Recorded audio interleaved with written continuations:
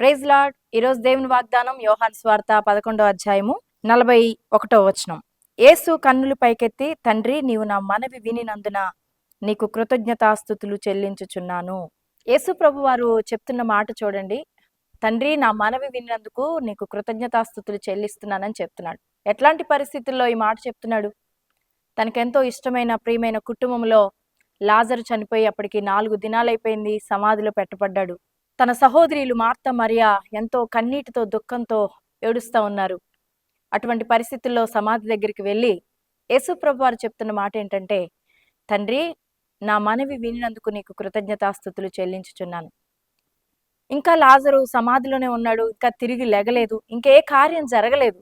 కానీ జరగక ముందే దేవునికి కృతజ్ఞతాస్తుతులు చెల్లించడంలో యేసు ప్రభు వారికి ఉన్న విశ్వాసం, తండ్రి తన మనవిని ఏ రీతిగా ఆలకిస్తాడో, ఎట్లాంటి గొప్ప కార్యాలు చేస్తాడో యేసు ప్రభు ఎరిగి ఉన్నాడు గనక విశ్వాసంలో ఎక్కడా కూడా తడబాటు పడక ఈ అద్భుతమైన కృతజ్ఞతాస్తుతులను చెల్లించినట్లుగా మనం చూస్తాం. ప్రేమైన దేవుని బిడ్డలారా, ఈరోజు నీ జీవితంలో కూడా కార్యాలు జరగక ముందే కృతజ్ఞతాస్తుతులు చెల్లించడంలో గొప్ప ఆశీర్వాదాన్ని నువ్వు చూస్తావు. అంటే ఎటువంటి అసాధారణమైన పరిస్థితులున్నా ఆ పరిస్థితుల్లో నుంచి విడిపించబడే మార్గం లేక కొన్నిసార్లు తల్లడిల్లిపోతూ ఉంటాం. దుఃఖంతో, కన్నీటితో, వేదంతో ఉంటూ ఉంటాం.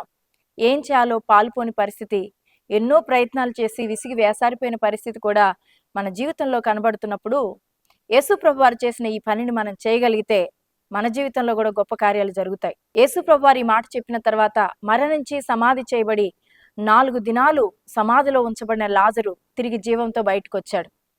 ఈరోజు నీ జీవితంలో ఎటువంటి పరిస్థితులున్నా ఈ విధంగా నువ్వు చేయగలిగితే నీ జీవితంలో కూడా అద్భుతమైన కార్యాన్ని చూస్తావు. ఆర్మీలో పనిచేస్తూ దైవ సేవకుడిగా తన బాధ్యతలు నిర్వర్తిస్తున్న ఒక వ్యక్తి పేరు క్యారోథర్స్. ఆయన జీవితంలో చాలా నమ్మకం, విశ్వాసం కలిగిన వాడిగా దేవుడి సన్నిధిలో ఉంటూ ఉన్నాడు. దేవుని సేవకుడిగా తన బాధ్యతలు నిర్వర్తిస్తూ ఉన్నాడు. అయితే 20 సంవత్సరాలుగా ఎంతో భయంకరమైన కడుపు నొప్పితో బాధపడుతూ ఉన్నాడు.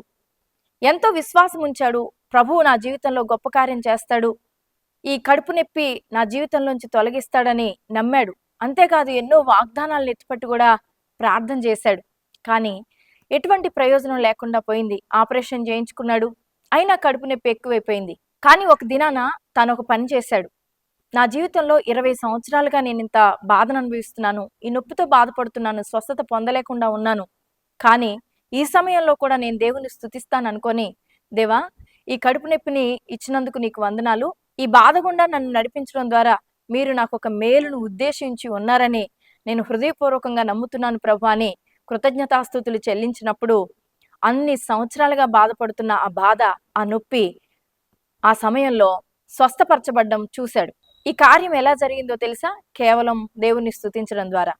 ఈరోజు నీ జీవితంలో కూడా ఎన్నో సంవత్సరాలుగా చాలా బాధను అనుభవిస్తున్నావు. కష్టాల గుండా, నష్టాల గుండా నీ జీవిత ప్రయాణం కొనసాగుతూ ఉంది. శరీరంలో ఎంతో వ్యాధిని, బాధను అనుభవిస్తున్నావు. పరిస్థితులన్నీ కూడా వ్యతిరేకంగా కనబడుతున్నట్లుగా కనబడుతున్నాయి. ఎన్నో రకాల ప్రయత్నాలు చేశావు, విశ్వాసం ఉంచావు, ప్రార్థించావు, ఉపవాస ప్రార్థనలు చేశావు. అయినా కూడా నా జీవితంలో ఈ కార్యం జరిగించబడ్డం లేదేంటని మరింత కృంగిపోతూ ఉన్నావు. అందుకే దేవుడు ఈ రోజు నీతో మాట్లాడుతూ ఉన్నాడు.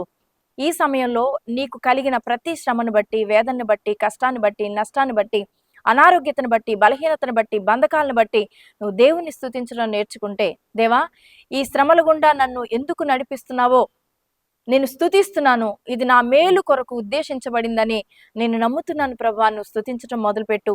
ఈరోజు నీ జీవితంలో ఒక అద్భుతమైన కార్యాన్ని చూస్తావు. ప్రభు అయిన యేసుక్రీస్తు వారు ఎంత విశ్వాసంతో ఈ మాట పలికారు చూసారా?